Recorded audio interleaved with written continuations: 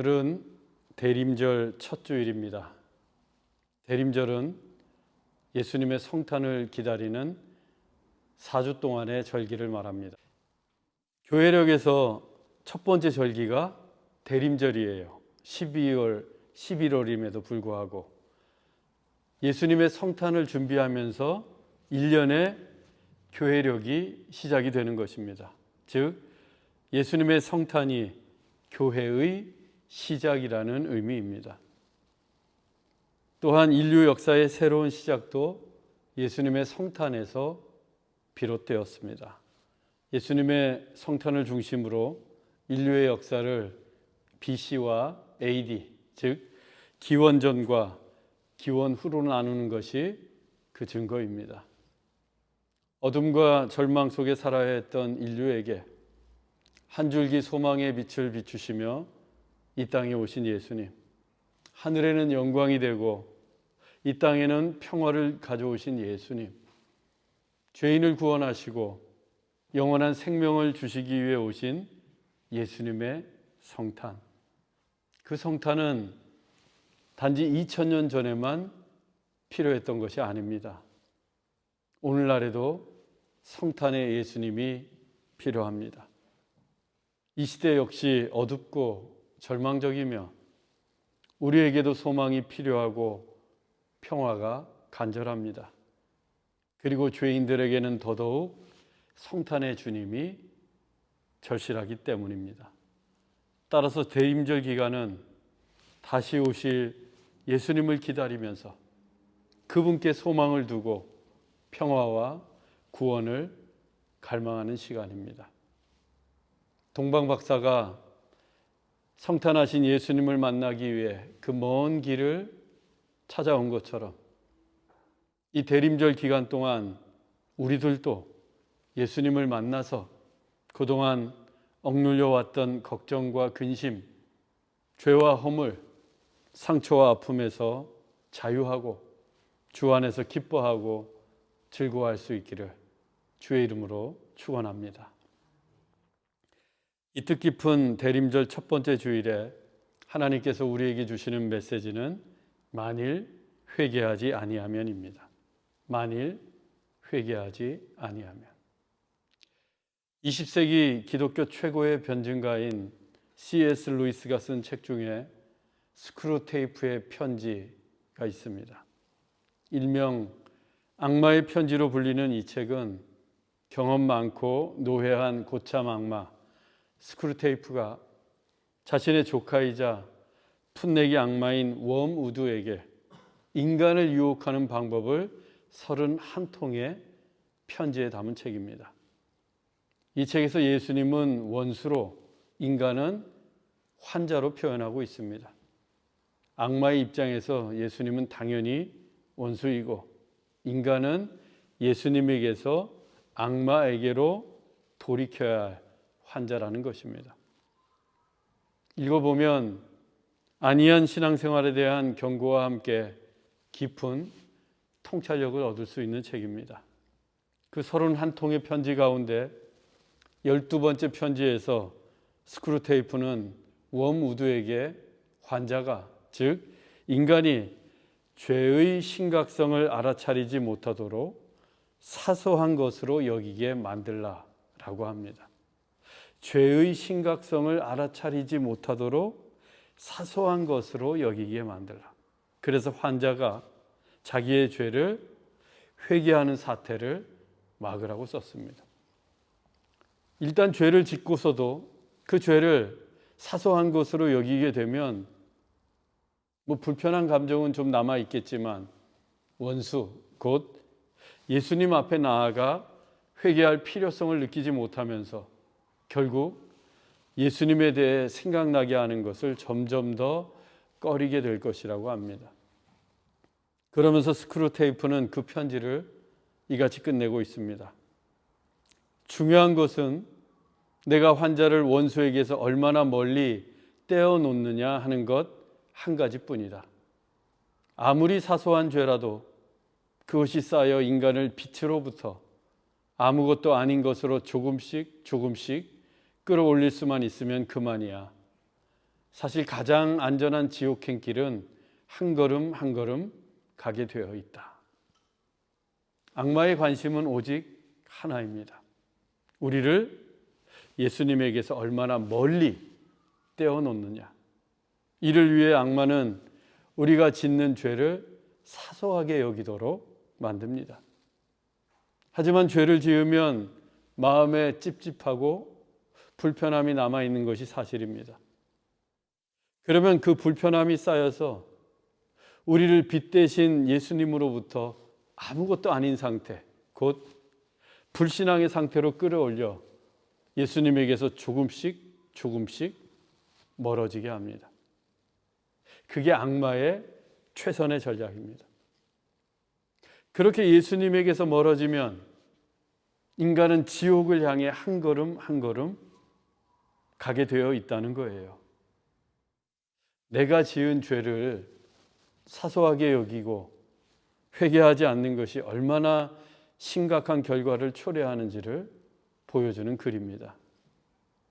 악마도 우리가 회개하지 않으면 예수님에게서 멀어지고 예수님에게서 멀어진 만큼 지옥에 더 가까워진다는 것을 알고 있어요.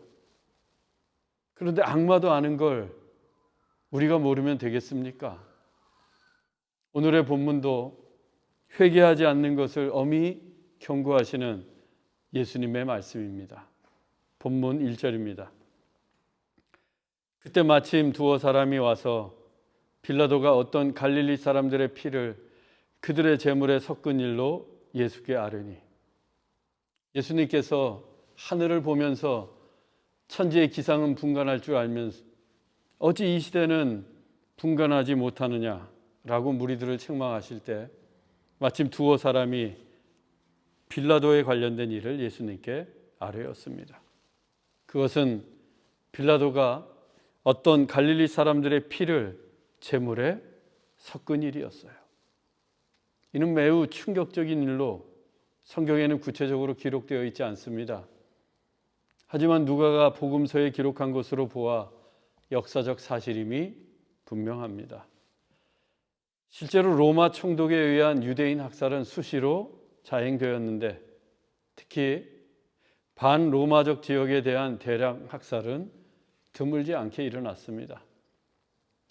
유대 역사가 요세푸스에 의하면 이 갈릴리는 가난하고 소외된 변방이면서 동시에 선동을 즐기는 기질 때문에 늘 혁명을 갈망했다고 합니다.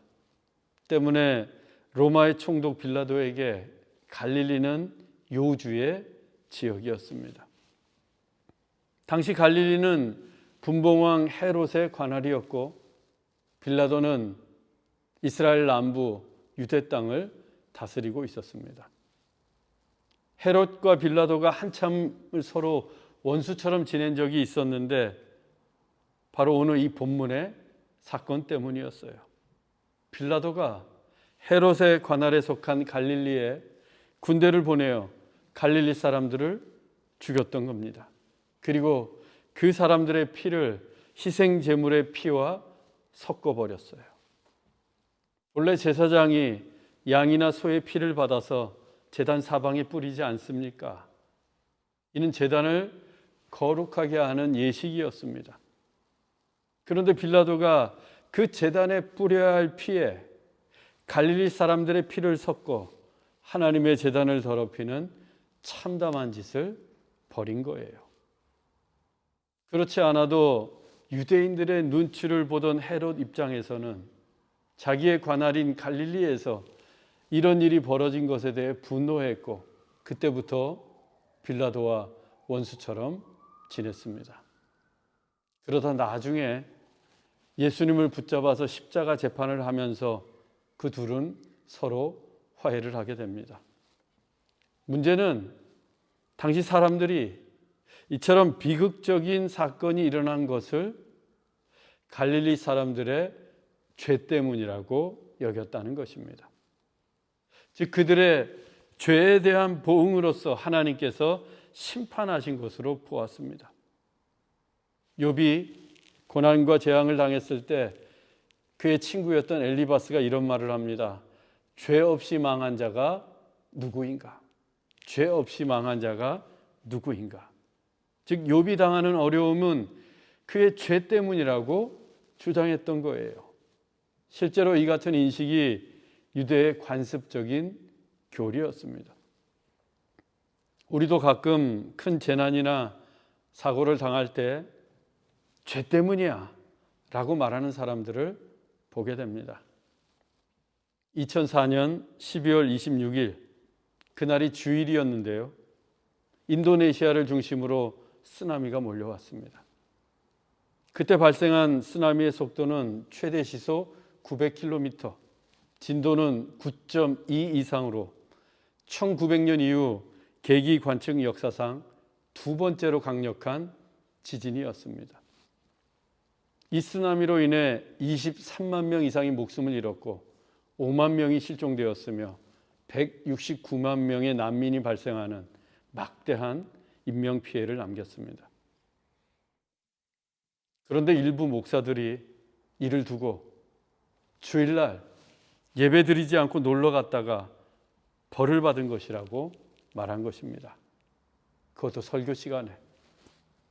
또 예수 믿지 않는 인도네시아를 하나님께서 심판하신 것이라고 설교한 목사들도 있었습니다. 이런 걸 망언이라고 하는 겁니다. 교회에서 하나님의 말씀을 전하는 강단에서 결코 해서는 안 될 말이었습니다. 한순간에 사랑하는 부모와 자녀를 잃고 또 친구와 이웃을 잃은 사람들이 있는데 어떻게 이런 말을 쏟아낼 수 있습니까? 만일 주일날 예배드리지 않고 놀러 갔다가 이런 참변을 당한 것이 맞다면, 그래서 하나님이 벌하신 것이 사실이라면 매 주일마다 얼마나 많은 사람들이 목숨을 잃겠습니까? 우리 교회도 예외가 아닐 거예요. 또 갑작스럽게 교통사고가 나거나 큰 병이 걸렸을 때 하나님이 벌하셨어 라고 떠드는 이들도 있습니다. 왜 하나님을 그렇게 작은 분으로, 좀스러운 하나님으로 만드는 것입니까? 저도 전혀 생각지 못했던 병을 얻어서 수술까지 받았는데 하나님이 저를 벌하신 걸까요? 정 목사, 죄가 많아. 너는 좀 혼나야 돼. 그러진 결과일까요? 물론 죄가 많죠. 그러나 하나님께서 벌한 것은 아니라고 생각합니다. 은혜를 베푸셨어요. 그래서 조기에 병을 발견하게 하셨고 온 성도들이 함께 기도하게 하셨고 또 수술을 통해 고쳐주셨습니다. 하나님의 은혜죠. 만약 하나님이 벌하셨다면 그냥 내버려 두셨을 거예요. 아무도 모르게. 따라서 뜻밖의 사고나 재난을 당했을 때, 또 갑자기 큰 병이 들었을 때 그걸 하나님이 벌하신 것이라고, 우리의 죄 때문이라고 주장해서는 안 된다는 것입니다. 우리는 그 근거를 예수님의 말씀에서 찾을 수 있습니다. 본문 2절로 3절 상반절입니다. 대답하여 이르시되 너희는 이 갈릴리 사람들이 이같이 해받음으로 다른 모든 갈릴리 사람보다 죄가 더 있는 줄 아느냐? 너희에게 이르노니 아니라. 예수님은 이처럼 참담한 일을 당한 갈릴리 사람들이 해를 입지 않은 다른 갈릴리 사람들보다 죄가 더 있는 줄 아느냐라고 반문하셨습니다. 그리고는 예수님이 직접 답해 주셨어요. 아니라. No. 예수님의 답은 분명합니다. 일부 갈릴리 사람들의 해를 받은 것은 그들의 죄가 다른 이들보다 더 크기 때문이 아니라는 거예요. 이를 뒤집어 보면 해를 받은 사람이나 해를 받지 않은 사람들이나 죄가 다 거기서 거기라는 뜻입니다. 따라서 뜻밖의 재난이나 비극적인 일을 당한 사람들이 다른 이들보다 더 많이 죄를 지었거나 남보다 더 악한 죄인이었기 때문이 아닙니다. 그런데 거기다 대고 하나님이 벌하셨다고 내뱉는 것은 망언이요, 선하신 하나님을 욕되게 하는 것입니다. 더욱이 우리는 하나님 앞에서 죄의 많고 적음이나 크고 작음을 논할 수 없습니다. 그 죄가 크든 작든 많고 적든 간에 남김이 없이 갚지 않고는 죄의 심판에서 자유로울 수가 없기 때문입니다. 그래서 필요한 것이 회개입니다. 본문 3절 하반절입니다. 너희도 만일 회개하지 아니하면 다 이와 같이 망하리라. 예수님은 무리들을 향해 너희도 라고 하시면서 죄의 문제를 일반화시키셨습니다.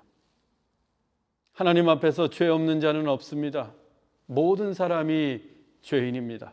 때문에 누구든 자신의 죄를 해결하지 못하면, 남김없이 그 죄값을 치르지 않으면 망하게 됩니다. 그것이 하나님의 법이에요. 여기에서 망하리라 라는 말씀은 단지 해를 받는 것이 아닙니다. 종말의 때에 하나님의 심판을 받아 영원한 죽음에 이르게 되는 것을 뜻합니다. 종말의 때에 하나님의 심판을 받아 영원한 죽음에 이르는 것, 즉 죄인이 회개하지 않았을 때 받게 되는 하나님의 최후의 심판입니다. 거룩하시고 선하신 하나님은 본질상 죄를 지으실 수가 없고, 따라서 그 죄를 묵인하실 수도 없고, 죄인과 함께 하실 수도 없습니다. 하나님께서 예수님을 이 땅에 보내신 이유도 이와 같은 죄의 문제를 해결하시기 위함입니다. 곧 우리의 죄를 사하시고 우리를 죄인에서 의인이 되게 하심으로 천국에서 우리와 영원히 함께 거하시기 위함이에요.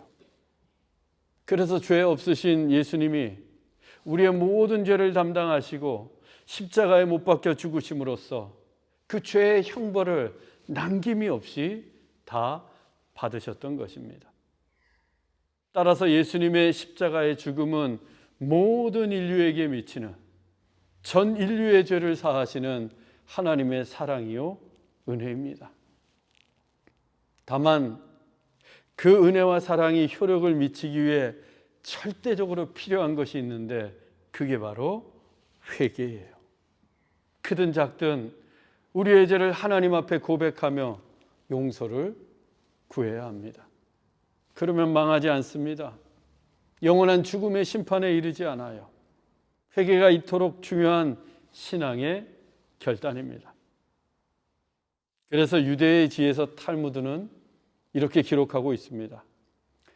장차 오는 세상에서 한 시간의 행복은 이 세상의 전생애보다 더 귀하지만, 이 세상에서 한 시간의 회개는 오는 세상의 전생애보다 더 귀하다.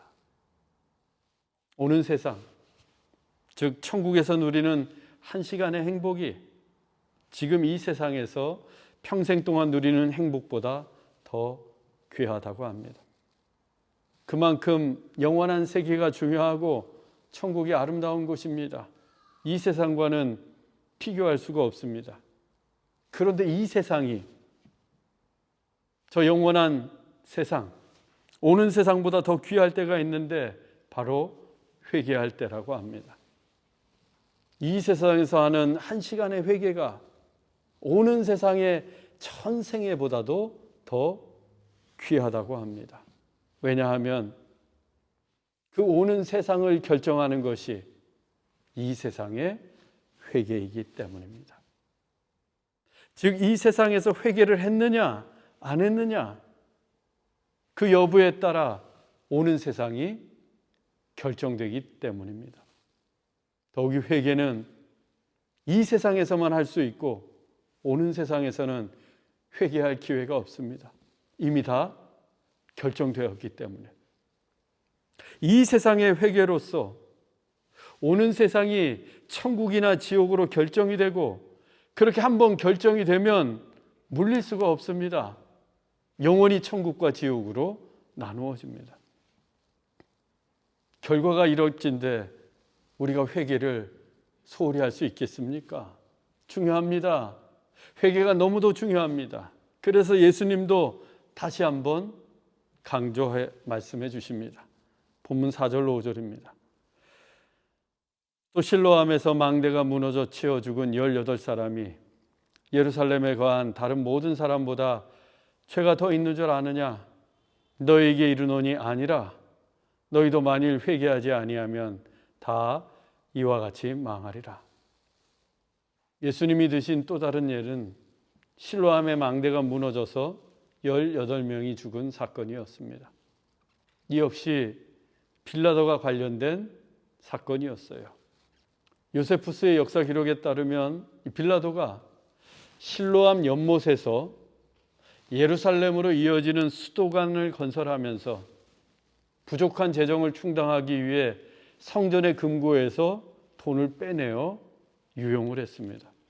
하나님의 것을 도둑질한 거예요. 그런데 마침 이 실로암 목가에 세워놓았던 망대가 무너지면서 수도관 공사를 하던 노동자 18명이 죽은 겁니다. 고고학자들에 따르면 망대가 오래돼서 무너진 사고였어요. 실로암 망대가 세워진 시기는 구약 히스기야 왕 때로 주전 727년경입니다. 빌라도 때까지 약 750년이나 된 망대였어요. 그렇게 오래된 망대였으니 언제 무너져도 전혀 이상하지가 않았습니다. 즉 그냥 오래된 망대라서 무너진 거예요. 거기에 치여서 18명이 안타깝게 사고를 당한 것입니다.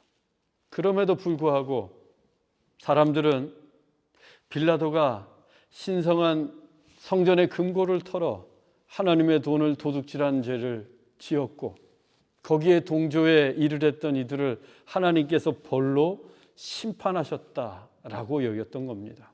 즉 죄 때문에 그 18명이 죽었다는 거예요. 하지만 예수님은 반문하십니다. 실로암에서 망대가 무너져 치어 죽은 18사람이 예루살렘에 거한 다른 모든 사람보다 죄가 더 있는 줄 아느냐? 이번에도 예수님의 답변은 단호하십니다. 아니라 너희도 만일 회개하지 아니하면 다 이와 같이 망하리라. 예수님은 망대에 친 18명이 다른 사람들보다 더한 죄를 지었거나 더 악한 죄인이었기 때문에 죽은 것이 아니라고 하십니다. 그리고 역시 죄를 일반화시키시며 누구든 회개하지 않으면 망할 것이라고 경고하셨습니다. 성경에서 같은 단어, 같은 내용을 반복하는 것은 최상급으로 강조하는 것이라고 했습니다. 예수님은 회개가 얼마나 중요한지를 거듭해서 말씀하시면서 최상급으로 강조하고 계신 거예요. 회개하지 않으면 망한다. 회개하지 않으면 망한다. 하지만 유대인들은 끝끝내 회개하지 않았고 오히려 예수님을 십자가에 못 박아 죽이는 참담한 짓을 벌였습니다. 결국 회개하지 않았던 유대인들은 예수님이 말씀하신 대로 망하게 됩니다. 주후 70년에 로마에 의해서 예루살렘 성전이 돌 위에 돌 하나도 남지 않고 완전히 무너져 내렸고 그때 무려 110만 명에 달하는 유대인들이 사망하게 되었습니다. 회개해야 할 때 회개하지 않아서 겪게 된 비극적인 역사입니다. 회개하지 않으면 망합니다. 그러면 회개란 구체적으로 무엇인가? 회개는 단순히 뉘우치거나 후회하거나 반성하는 수준이 아닙니다. 회개는 나의 옛 삶에서 돌이켜 하나님께로 나아가는 것입니다. 옛 삶에서 돌이켜 하나님께로 나아가는 것. 즉, 죄를 그치는 것은 물론이고 하나님께 나아가는 것까지가 회개입니다. 하나님께 나아가는 것, 거기가 회개의 시작이에요. 죄를 지으면서 점점 멀어졌던 하나님께로 나아가는 것, 거기서부터 우리는 다시 시작해야 합니다. 제가 2023년에 아프리카 탄자니아로 나눔 선교회 태양광 사역을 나갔다 왔습니다. 이 아프리카 땅이 워낙 넓어서 한 교회에서 사역을 마치고 다음 교회로 이동하는데 보통 6시간 이상이 걸렸어요. 그런데 한 번은 6시간을 달려서 한참을 갔는데 운전자가 여기가 아닌가벼 그러는 거예요. 처음부터 길을 잘못 들었었습니다. 그런데 자동차 연료도 똑 떨어져서 오도 가도 못하게 되었어요. 그때가 오후 1시, 가장 더울 때였습니다. 하지만 에어컨을 틀 수도 없었어요. 왜? 기름이 없어서. 우리는 아프리카 땡볕이 내리쬐는 버스에 들어가 하나님께 기도했습니다. 감사하게도 하나님의 은혜로 기름을 구할 수 있어서 가던 길을 되돌아 나왔어요. 물론 다시 6시간을 되돌아 나와야 했습니다. 그때 제가 깨닫게 된 것이 있습니다. 길을 잘못 들어섰을 때는 바른 길로 가는 최선의 방법이 무엇인가? 처음 출발지로 되돌아가야 한다는 거예요. 다시 6시간을 돌아 나오는 한이 있더라도 처음으로 돌아가야 합니다. 그래야 바른 길을 찾을 수가 있어요. 회개가 이와 같습니다. 죄를 짓는 것은 우리가 인생에서 길을 잃은 거예요. 하나님이 원치 않는 길, 잘못된 길로 가고 있는 겁니다. 그때 처음으로 되돌아가야 바른 길, 바른 삶을 살 수가 있어요. 그 처음 자리가 하나님입니다. 하나님께로 돌이키는 거예요. 우리가 왜 매 주일마다 참회의 기도를 드립니까? 처음 자리로 돌아가는 시간이에요. 하나님께로 돌이키기 위함입니다. 회개하면 망하지 않습니다. 우리가 망하지 않고 천국으로 곧장 갈 수 있는 길은 회개에 달려 있습니다. 이 세상에서 1시간 회개하면 오는 세상인 천국에서 영원히 행복하게 살 수 있어요. 하나님께서 떨기나무 불꽃 가운데 모세를 만나셨을 때입니다. 모세가 불꽃 가까이로 다가오려고 하자 하나님께서 그를 제지하시며 말씀하셨어요. 내가 선 곳은 거룩한 땅이니 내 발에서 신을 벗으라. 우리가 거룩한 땅에서 하나님을 만나려면 신을 벗어야 합니다. 신을 벗어야 신을 만날 수 있어요. 그 신을 벗는 과정이 바로 회개입니다. 나의 모든 죄와 더러움을 벗는 회개입니다. 그때 거룩한 땅에서 하나님을 만날 수 있습니다. 가룟 유다가 끝내 용서받지 못했던 것은 단지 예수님을 은 30에 팔았기 때문이 아니에요. 처음 자리 예수님께 나아가 회개하지 못했기 때문입니다. 그러나 예수님이 오늘 우리에게 말씀하십니다. 수고하고 무거운 짐진 자들아 다 내게로 오라. 내가 너희를 쉬게 하리라.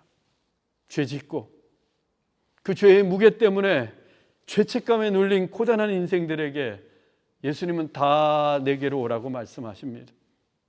내게로 와서 신을 벗고 회개하면 영혼의 쉼을 누릴 수 있다고 말씀하십니다. 사랑하는 형제자매 여러분, 더 이상 무거운 죄에 얽매여 살지 마십시오. 하나님 앞에 회개하며 다 내려놓으십시오. 회개하면 짐이 가벼워집니다. 회개하면 죄책감에서 자유해집니다.